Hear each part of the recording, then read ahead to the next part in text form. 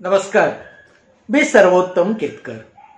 आतापर्यंत आपण सर्वांनी माझ्या या चॅनलला जो प्रतिसाद दिलेला आहे त्याबद्दल मी आपल्या सर्वांचा अतिशय आभारी आहे। मंत्रालयामध्ये जे महसूल खात्याचं कार्यालय किंवा मजला आहे त्याच्यामध्ये माधवराव रिसबूड नावाचे एक अधिकारी कार्यरत होते। बरीच वर्षांची सर्व्हिस, अनेक वर्षांचा अनुभव आणि अनेक पावसाळे पाहत पाहत सुरुवातीला एक कनिष्ठ लिपिक म्हणजे ज्युनियर क्लार्क या पदावर भरती झालेले हे माधवराव रिसबूड एक राजपत्रित अधिकारी म्हणजे गॅझेटेड ऑफिसर या पदापर्यंत पोहोचले होते। माधवराव रिसबूड म्हणजे तसं नाकासमोर चालणारा माणूस। जे काही आपल्या हाताने शक्य होईल तेवढं गव्हर्नमेंट म्हणजे सरकारी काम करायचं। सकाळी 10च्या ठोक्याला मंत्रालयामध्ये हजर व्हायचं आणि 5 वाजता आपला बाडबिस्तारा उचलून आपल्या घराकडे चालायला लागायचं। सबंध दिवसामध्ये आपल्या आजूबाजूला जे काही घडतं आहे या सगळ्या गोष्टीवर या माधवराव रिसबूडांची अतिशय बारीक म्हणजे अगदी घारीसारखी नजर असे। पण कुठच्याही गोष्टीमध्ये विनाकारण आपल्याला गुंतवून घेण्याचा या माधवराव रिसबूडांचा काही स्वभाव नव्हता। आपल्या बाजूला काय चाललं आहे त्याच्याशी आपलं जितपत घेणं देणं आहे तेवढाच आपला त्याच्यामध्ये सहभाग नोंदवायचा आणि बाकीचा वेळ रामा शिवा गोविंदा या एकाच कार्यपद्धतीने आपल्या जीवनाचा गाडा हाकत राहायचा। मंत्रालयामध्ये काम करत असल्यामुळे सरकारी नोकरीमध्ये असून त्याच्यासारख्या महसूल खात्यामध्ये असून सुद्धा बदलीचं म्हणावं असं शुक्ल काष्ट या माधवराव रिसबूडांच्या मागे कधी लागलं नाही। कारण आतापर्यंत सरकारने, अधिकाऱ्यांनी आणि बाकीच्या लोकांनीही जपलेली एक पूर्व पीठिका अशी आहे की एखादा माणूस एखाद्या दिवशी जर मंत्रालयामध्ये काम करायला म्हणून हजर झाला तर शक्यतो तो मंत्रालयाचे दरवाजे ओलांडून परत कधी बाहेर पडत नाही। कधी कधी अतिशय दबावाला किंवा अगदीच काही विपरीत गोष्ट घडली तर शठे सडमासे हजारातल्या एखाद्या अधिकाऱ्याची बदली या मंत्रालयाच्या बाहेर दुसऱ्या कुठच्या तरी ऑफिसमध्ये होत असे। पण तो दुर्मिळ म्हणावा असा योग असेल। मंत्रालयामध्ये 99.99% लोक पहिल्या दिवशी जे कामाला लागतात ते बहुधा तिथूनच रिटायर्ड होतात। आता हा रिटायरमेंटचा जो भाग आला किंवा आता विषय शब्द आपल्या समोर आला तर आमच्या माधवराव रिसबूडांची रिटायरमेंट 1998च्या जूनमध्ये होती। आतापर्यंत मंत्रालयामध्ये असा एक परिपाठ किंवा अघोषित अलिखित नियम आहे की जे कोणी माणसं रिटायर्ड होतात, मग तो अधिकारी असेल, कर्मचारी असेल, अगदी शिपाई सुद्धा असेल, तरी त्या खात्याच्या त्या विभागातर्फे भला मोठा सेंड ऑफ म्हणजे एक निरोप समारंभ कार्यालयीन वेळातच कार्यालयीन गोष्टी वापरूनच साजरा केला जातो। त्या माणसाला म्हणजे जो रिटायर्ड होणार आहे त्याला आगामी आयुष्याबद्दल शुभेच्छा दिल्या जातात। उर्वरित आयुष्यामध्ये असं चांगलं काम त्यांच्या हातून घडत राहावं अशी ईश्वराकडे प्रार्थना केली जाते। आणि आतापर्यंत त्यांनी कार्यरत असताना म्हणजे मंत्रालयामध्ये काम करत असताना किती चांगलं काम केलं, किती सचोटीने काम केलं, किती लोकांना कशा प्रकारे मदत केली याचं सगळं गुणगौरव करणारी भाषणं अगदी मुख्य सचिवापासून ते त्या रिटायर्ड होणाऱ्या माणसाच्या समकक्ष अशा अधिकाऱ्यांपर्यंत सगळेजण वारे माप करत असत। आता महसूल खातं म्हणजे याबद्दल मी आपल्याला विशेष सांगायला पाहिजे असं नाही। जी खाती मलईदार म्हणून ओळखली जातात त्याच्यामध्ये सगळ्यात 1 क्रमांकाचं खातं म्हणजे हे महसूल खातं। आता हे मी म्हणत नाही तर महाराष्ट्रातल्या तमाम जनतेला हे माहीत आहे. कोणी उघडपणे बोलून दाखवतात किंवा कोणी असं बोलल्यावर त्याला फक्त मान डोलावतात. तर अशा या मलईदार म्हणा किंवा चारी बाजूनी चारी गोष्टींचा वर्षाव ज्या ठिकाणी होतो अशा महसूल खात्यामध्ये आमचे हे माधवराव रिसबूड साधारणपणे 32-34 वर्षाची आपली कारकीर्द म्हणजे नोकरी करून 1998 साली 30 जूनला रिटायर्ड होणार होते. आता जशी मे महिन्याचे म्हणजे 1998 सालाच्या मे महिन्याचे वारे व्हायला लागले तसे त्यांच्या सहकार्याने त्यांच्या भोवती गोळा होऊन कधी कॅन्टीनमध्ये कधी त्यांच्या टेबलावर एक विषयाची चर्चा सुरू केली की बाबा रिसबूड साहेब, आता आपण या 30 जूनला रिटायर्ड होणार, तर तुमचा निरोप समारंभ म्हणजे जो सेंड ऑफ आहे तो कधी करायचा, कुठे करायचा, कसा करायचा. आता मे महिन्यामध्ये 50 वेळा जेव्हा ही विचारणा आमच्या माधवराव रिसबूड साहेबांना झाली त्यावेळेला त्याने मग बघू, सांगतो अशी थोडीशी उडवाउडवीची उत्तरे दिली. पण जूनची तारीख 1 उलटल्यानंतर मात्र काही लोक म्हणजे त्यांचे सहकारी, त्यांच्याबरोबर काम करणारे, त्यांना मोठ्या सिरियसली किंवा अगतिकपणे विचारायला लागले की रिसबूड साहेब, तुमच्या रिटायरमेंट नंतरच्या निरोप समारंभाचं म्हणजे सेंड ऑफचं काय ते सांगा, म्हणजे आम्हालाही आमच्या पद्धतीने थोडीशी तयारी करायला लागेल. आता त्यांच्यापैकी काही लोकांना या माधवराव रिसबूडांनी सरळ सांगितलं की बाबा 30 तारखेपर्यंत मी यथाशक्ती यथामती काम करणारे आणि शेवटची सही झाल्यानंतर इथून सरळ घर गाठणारे आणि दुसऱ्या दिवसापासून इथे येणार नाहीये. तोच माझी रिटायरमेंट, तोच माझा निरोप समारंभ. आता रिसबूड साहेब हे असं का बोलतायत याचा खुलासा त्यांच्यापैकी अर्ध्या लोकांना होईना. त्यांना काही फॅमिली प्रॉब्लेम आहे का, त्यांच्या पुढे काही प्रश्न उभे आहेत का, असा सगळा विचार किंवा आजूबाजूनी चौकशी त्यांच्या सहृदयाने म्हणजे जवळच्या कर्मचाऱ्यांनी केली. पण माधवराव रिसबूड हे सर्वार्थाने सुखी म्हणावे असे गृहस्थ होते. मुंबईमध्ये 2-4 फ्लॅट होते, त्याच्यापैकी अर्धे भाड्याने देऊन झालेले होते. गावामध्ये 10-20 एकर जमिनीची खरेदी त्यांनी आपल्या या नोकरीच्या कार्यकाळामध्ये केलेली होती. 2 मुलांना पैसे भरून इंजिनिअरिंग केलं होतं, त्याच्यापैकी एकाला भली मोठी फी भरून अमेरिकेला शिकायला पाठवलं होतं. एक धाकटी मुलगी होती, तिला तशी भरमसाठ फी भरून डॉक्टरकी करून डॉक्टर केलं होतं. असं सगळं असताना म्हणजे कोणत्याही प्रकारचा काहीही प्रश्न किंवा गहन समस्या उभी नसताना हे माधवराव रिसबूड मात्र माझा निरोप समारंभ करायचा नाही किंवा मी त्याला होकार देणार नाही असं वारंवार का सांगत होते, हा एक यक्ष प्रश्न त्यांच्या आजूबाजूच्या कर्मचाऱ्यामध्ये आणि जवळजवळ मंत्रालयातल्या सगळ्या महसूल खात्यामध्ये कुजबूज या स्वरूपात एकमेकांना विचारला जात होता. आता जशी 30 जून ही तारीख जवळजवळ यायला लागली तसं काही करून यांचा निरोप समारंभ घडवून तर आणायचा आहे, पण जी उत्सव मूर्ती म्हणजे रिटायर होणारे माधवराव रिसबूड आहेत ते ही गोष्ट काही मनावर घेत नाहीत. असा काहीसा कोंडी म्हणावा असा प्रकार या मंत्रालयाच्या इतर कर्मचाऱ्यांना जाणवायला लागला. या माधवराव रिसबूडांचे त्यांच्यापेक्षा वयाने 3-4 वर्ष लहान असलेले एक सहकारी होते मुकादम म्हणून.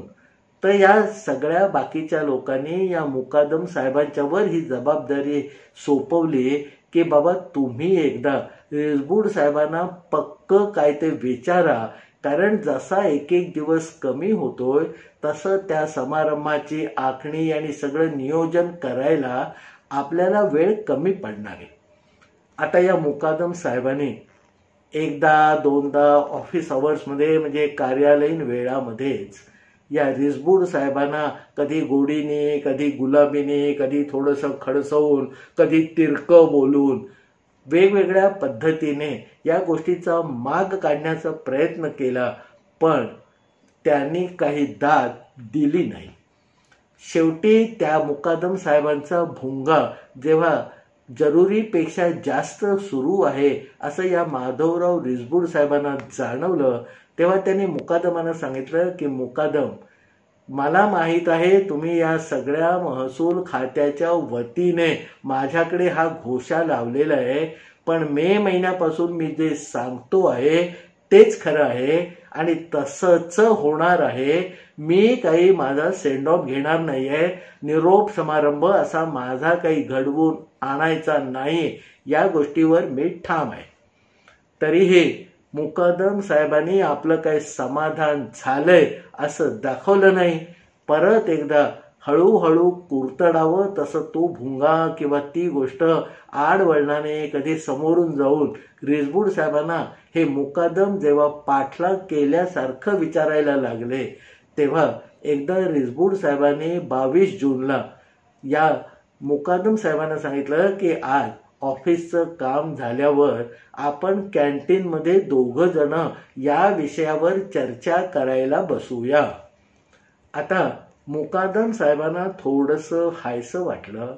त्यांच्या मनामध्ये एक अशी पालवी फुटली की कदाचित काही वेगळ्या पद्धतीने या मुकादम साहेबांकडून या रिसबूड साहेबांचा निरोप समारंभ व्हावा आणि त्याला महसूल खात्यातल्या सगळ्या लोकांनी हजेरी लावावी असं यांचा मानस दिसतोय. म्हणून कधी एकदा संध्याकाळचे 5 वाजतात आणि परत एकदा या रिसबूड साहेबांना मी गाठतो असं या मुकादम साहेबांना होऊन गेलं. ठरल्या वेळेप्रमाणे 5 वाजले. रिसबूड साहेबांनी आपली सगळी आवरावर केली.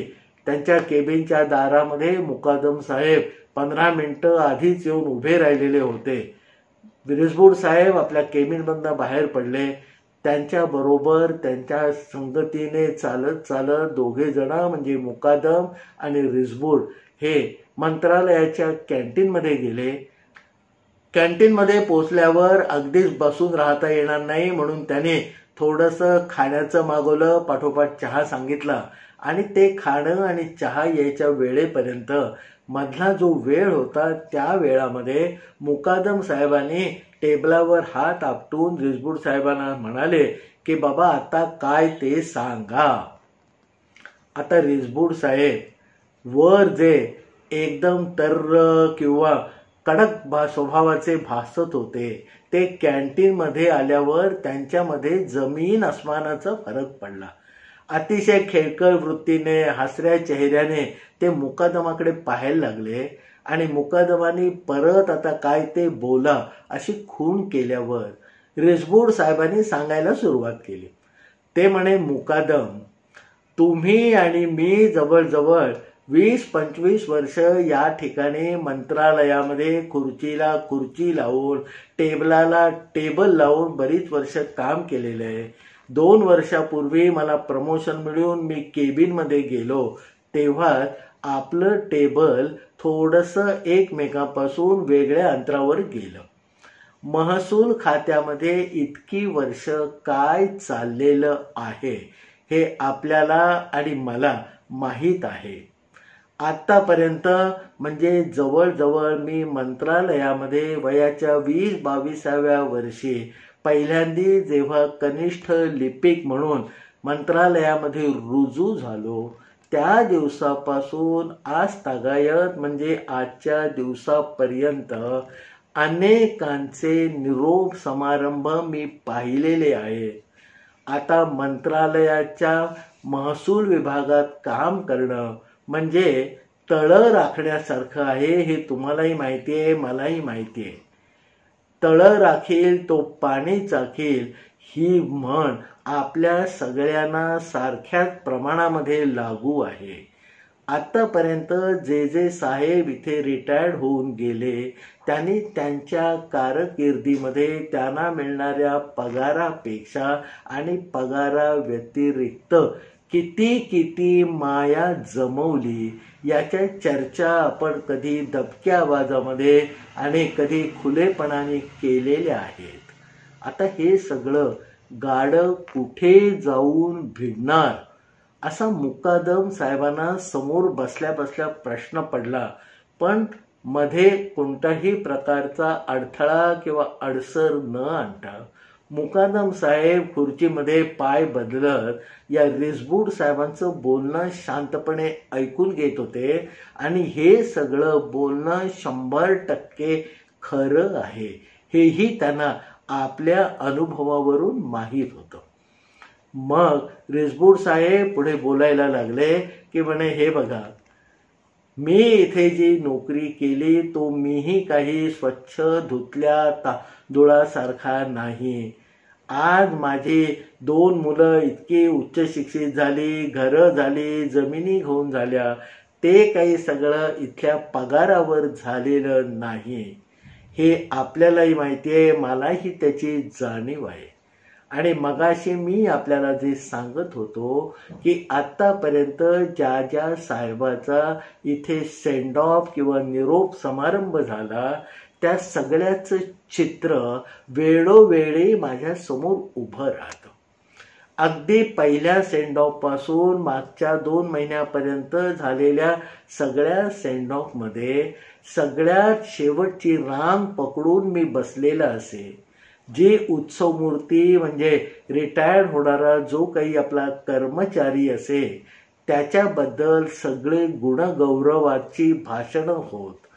त्याने प्रत्यक्षात काय केलं आहे, त्याने किती माया जमवली आहे, आपल्या खुर्चीचा, हातातल्या लेखणीचा, मंत्री महोदयांबरोबर असलेल्या आपल्या थेट संपर्काचा वापर किती वेळेला केलेला आहे, हे सगळं आपण समोर बसलेल्यांपैकी प्रत्येकाला माहीत होतं. आणि तरीही याच्यासारखा सज्जन माणूस अजूनपर्यंत झाला नाही. फार सचोटीने यांनी काम केलेलं आहे असं त्या उत्सव मूर्तीच्या म्हणजे रिटायर्ड होणाऱ्या माणसाच्या आजूबाजूला बसलेले वक्ते मोठ्या मानभावीपणे सांगत असलेले मी या कानाने ऐकलेले आहेत. आणि अगदी सुरुवातीच्या काळापासून आजपर्यंत प्रत्येक निरोप समारंभाच्या वेळेला म्हणजे सेंड ऑफच्या वेळेला प्रत्यक्ष रिटायर्ड होणारा तो माणूस जेव्हा उत्तर देताना सांगत असे की बाबा अतिशय प्रामाणिकपणे सचोटीने मी आतापर्यंत काम केलं, तसंच तुम्ही याच्या पुढे करा. आता माझ्या हातातली ही धुरा किंवा दोरी मी आपल्यापर्यंत देतोय, माझ्या पश्चात तुम्ही असंच काम करत राहा. म्हणजे हे सगळं सगळ्यांना माहीत असलेलं अतिशय खोटेपणाचं नाटक जेव्हा वर्षानुवर्ष माझ्या समोर घडत होतं त्यावेळेला शेवटच्या रांगेमध्ये बसलेले असताना माझ्या मनामध्ये एक खुदकन विनोदी विचार येऊन जाई. एक म्हण मला आठवे आणि ती म्हणजे 100 चूहे खाके बिल्ली हजको चली. म्हणजे या माणसाच्या कृतीमध्ये आणि आता त्याच्याबद्दल जे बोललं जातंय आणि तो स्वतः जे सचोटीची ध्वजा उंचावतोय याच्यामध्ये किती तफावत आहे हे मला क्षणोक्षणी जाणवत असे.